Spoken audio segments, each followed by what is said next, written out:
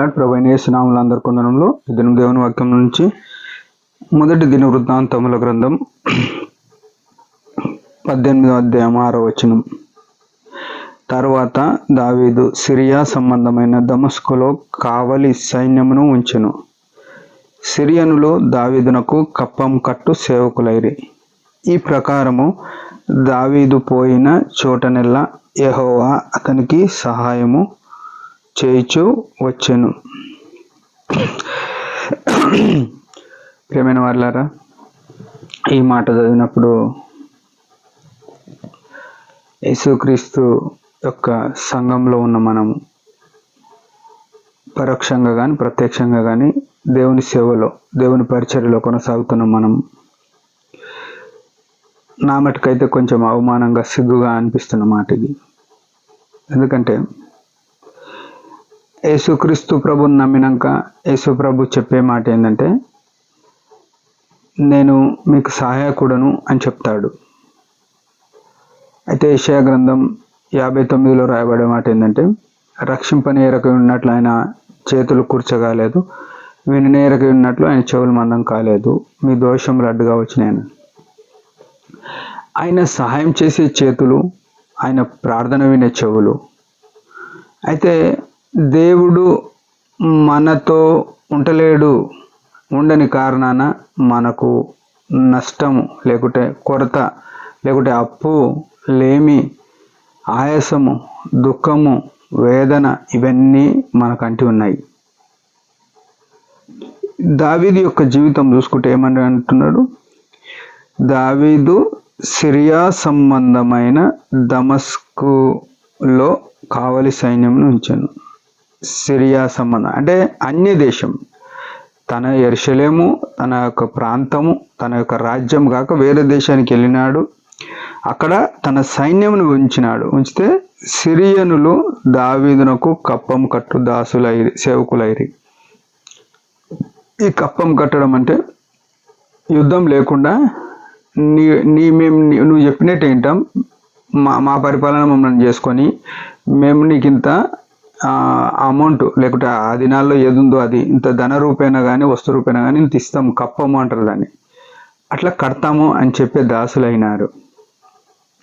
అంటే దావీదు అన్య దేశాల మీదగిన ఆయన యొక్క ప్రభావము, ఆయన యొక్క ఆజమాయిషి నడిచేటట్టు చేసినాడు. ఎందుకు ఇట్లా జరిగింది అని అంటే తర్వాత మాట, ఈ ప్రకారము దావీదు పోయిన చోటనెల్లా. చూడండి, ఈ మాట అసలు ఎంతో ఉన్నతమైన మాట. దేవుడు దావీదును తీసుకుపోయిన చోటునెల్లా అంటే అది వేరే, అది దాని అర్థమే వేరు. దేవుడు దావీదును తీసుకుపోయిన చోట అని రాయలే కానీ దావీదు పోయిన చోటనెల్లా ఈ మాట యెహోవా అతనికి సహాయం చేయించు వచ్చింది. ఇది మనము సిగ్గుకరంగా అవమానకరంగా ఫీల్ కావాల్సిన మాట ఏంటంటే, మనం పోయిన చోటనెల్లా మనం ఆశీర్వదింపబడతలేము, మనం పోయిన చోటనెల్లా మనం వర్ధిల్లుతలేము, మనం పోయిన ప్రతి పనిలో లాభము లేకుంటే మనకు మేలు, మనకు ఉపయోగము జరగట్లేదు. దీనికి కారణం ఏంటంటే దేవుడు మనతో వస్తలేడు. దావీదుతో దేవుడు ఎందుకు పోయినాడు అని ఆలోచన చేస్తే, దావీదు యొక్క హృదయము లేకుంటే దావీదు యొక్క కార్యము దేవునికి ఇంపైందిగా, దావీదు యొక్క మార్గము లేకుంటే దావీదు చేసే ప్రతి పని, ప్రతి నడక, ప్రతి ప్రవర్తన దేవునికి ఇంపైందిగా ఉంది. ఇంకా వేరేది ఏం లేదు ఆడ.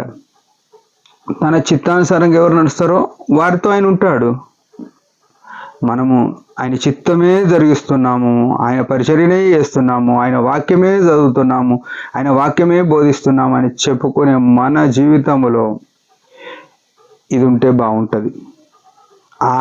మనం పోయిన స్థలంలో ఆయన రావాలి. అంటే మనం పోయిన ప్రతి పనిని బట్టి ఆయనకు మహిమ రావాలి. ఇదెంతో లోతైన అనుభవము దావీదు కలిగి ఉన్నాడు, మనకు లేదు. యథార్థంగా ఒప్పుకోవాలి.